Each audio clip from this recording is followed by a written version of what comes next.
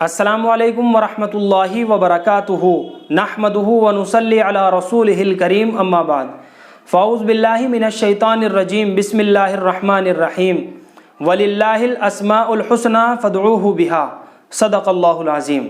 मोहतरम नाज़रीन हज़रात, एक सवाल किया गया है कि अदीना नाम रखना कैसा है और इस नाम के माना क्या है। और वो साहब ये भी मालूम करते हैं कि हमने एक वेब साइट पर लिखा हुआ देखा है कि ये लफ्ज़ जो अदीना है ये अदन से माखूज़ है, यानी उस वेब साइट के मुताबिक अरबी लुगात में से एक लफ्ज़ अदन है तो ये अदीना उस लफ्ज़ से लिया गया है। और उस वेब साइट पर इस नाम के माना लिखे हुए थे छोटी जन्नत। तो ये बात कहाँ तक सही है?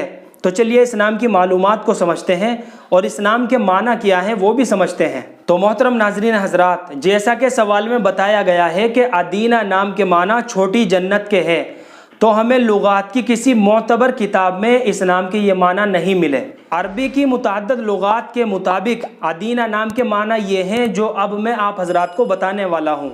तो नंबर 1, अदीना नाम के एक माना ये हैं कि वो पेवंद जो डोल के निचले हिस्से में लगाया जाता है।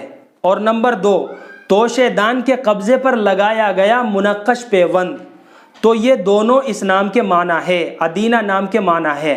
और ये माना इतने अच्छे नहीं है जो नाम रखने का बाइस बन सके। तो बेहतर यही है कि सहाबियात रज़वानुल्लाहि ताला अलैहिम अजमईन के नामों में से कोई एक नाम रख ले तो ये ज़्यादा बेहतर है, ताकि हमारी बच्ची को भी उनके नामों की बरकत हासिल हो जाए। बच्चों के अच्छे माना वाले नाम रखना बहुत ही ज़रूरी है, क्योंकि कल क़यामत के दिन लोगों को मैदान हश्र में नाम और वल्दियत के साथ पुकारा जाएगा। इसलिए ज़्यादा कोशिश यही करनी चाहिए कि हमारे बच्चों के जो नाम हो वो सहाबा और सहाबियात के नामों के ऊपर रखे जाएं, ताकि हमारे बच्चों को भी उनके नामों की निस्बत हासिल हो जाए। अल्लाह से दुआ है कि अल्लाह हमें सुन्नत और शरीयत के ऊपर पाबंद फरमाए। फ़क़त वल्लाहु आलम।